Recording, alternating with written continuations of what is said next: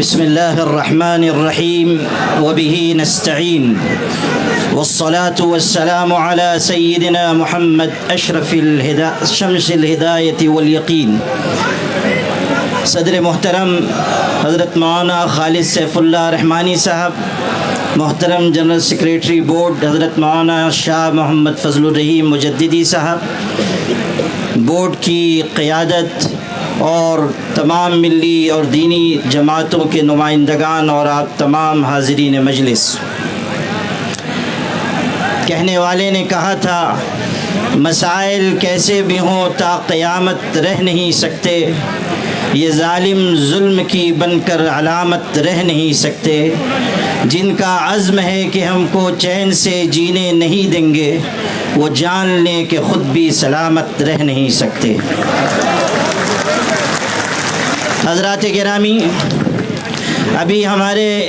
بہت سے فاضل مقررین نے یہاں گفتگو کی اور یہ ہمارے لیے خوشی کی بات ہے کہ مختلف مذاہب کے نمائندگان نے بھی یہاں بات چیت کی۔ جب ہمارے سکھ بھائی یہاں بڑے عزم و ہمت کے ساتھ گفتگو کر رہے تھے اور اس بات کا اعلان کر رہے تھے کہ یہ لڑائی سب کو مل جل کر لڑنی ہے، اس وقت مجھے یہ خیال آ رہا تھا کہ نور کی یہ کرن ظلمات پہ بھاری ہوگی، رات تمہاری ہے تو کیا صبح ہماری ہوگی۔ میرے بھائیوں، اس دہلی نے بہت سے انقلابات دیکھے ہیں، ایک وہ بھی انقلاب دیکھا اس دہلی نے کہ جب اپنے حق کی لڑائی کے لیے ہمارے کسان بھائی آئے اور انہوں نے حکومت کو اپنے آگے جھکنے پر مجبور کیا۔ میں یہ بتانا چاہتا ہوں کہ ہمارے کسان بھائی روزی روٹی اور جان کے مسئلے کو لے کر آئے تھے، وقف کا معاملہ ہمارے ایمان کا مسئلہ ہے، اس لیے ہم کسی بھی قیمت پر اس میں حکومت کی مداخلت برداشت نہیں کریں گے۔ میرے بھائیوں، اس ملک کا جو رخ اور رویہ ہوتا چلا جا رہا ہے اور ملک میں برسر اقتدار طبقہ جس راستے پر جا رہا ہے اس سے ملک کے باشندوں کی تشویش بڑھتی جا رہی ہے۔ ہمیشہ یاد رکھیے، محبت ملکوں اور خاندانوں کو جوڑنے والی چیز ہے اور نفرت ملکوں اور خاندانوں کو توڑنے والی چیز ہے۔ نفرت کے راستے پر جو لوگ چل رہے ہیں اور ملک کو چلانا چاہتے ہیں وہ جان لیں کہ اس میں ملک کی سالمیت اور بقا نہیں ہے۔ اگر ملک باقی رہے گا تو محبت کے ساتھ اور ایک دوسرے کی مدد اور تعاون کے ساتھ باقی رہے گا۔ یہی پیغام all India Muslim personal law board کا ہے کہ ہم سب اس ملک میں متحد ہو کر محبتوں کے ساتھ جیتے رہیں۔ ہمیں اس بات کی، ہمارے لیے یہ بات نہایت افسوسناک ہے کہ جوائنٹ پارلیمانی کمیٹی نے وہ رویہ اپنایا جو دوہرا رویہ کہا جا سکتا ہے، اور جے پی سی کے چیئرمین نے جس طرح کا بیان چند دن پہلے دیا ہے اس نے یہ واضح کر دیا کہ وہ امینڈمنٹ بل میں ترمیمات کے لیے سنجیدہ نہیں ہیں بلکہ وہ کسی مخصوص ایجنڈے کے اوپر کام کر رہے ہیں۔ ہماری طرف سے یہ بات جب کہی گئی کہ ہم اس سلسلے میں آگے بڑھیں گے اور احتجاج ہو سکتا ہے اور یہ بھی ممکن ہے کہ شاہین باغ کی طرز پر کوئی احتجاج کیا جائے، تو کہنے والے ایک شخص نے کہا کہ جلیان والا باغ کو نہیں بھولنا چاہیے۔ ہم ان کو یہ یاد دلانا چاہتے ہیں کہ اگر آپ جنرل ڈائر کے راستے پر چلنا چاہتے ہیں تو سن لیجئے، آپ کی گولیاں کم پڑ جائیں گی، ہمارے سینے کم نہیں پڑیں گے۔ آپ کس کو دھمکی دے رہے ہیں اور آپ کس قوم کو مخاطب کر رہے ہیں کہ آپ یہ سمجھتے ہیں کہ مسلمانوں کو خون کی ننھی منی ندیوں سے ڈرا کر آپ اپنے ایجنڈے پر چل سکیں گے؟ سن لیجئے، ہم وہ ہیں کہ خون کے بحر قلزم سے گزر کر بھی داستان عزم و عزیمت لکھ کر آپ کو دکھا دیں گے۔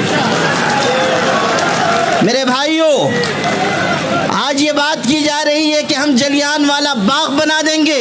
उस वक्त क्या हुआ था मैं याद दिलाना चाहता हूँ। जब गोलियां चलाई गईं तो वहां पर हिंदू भाइयों की, सिखों की, मुसलमानों की लाशें एक दूसरे के साथ मिली हुई पड़ी हुई थी। आज भी हम उसी रास्ते पर हैं, और आप अगर अंग्रेज के रास्ते पर जाना चाहते हैं तो सुन लीजिए, अत्याचार करने वाले कभी इस दुनिया में आफियत के साथ जिंदगी नहीं गुजार सकते। अगर आप अंग्रेजों का रास्ता चुनना चाहते हैं तो समझ लीजिए कि आपका अंजाम भी वही होगा जो अंग्रेजों का अंजाम हुआ था।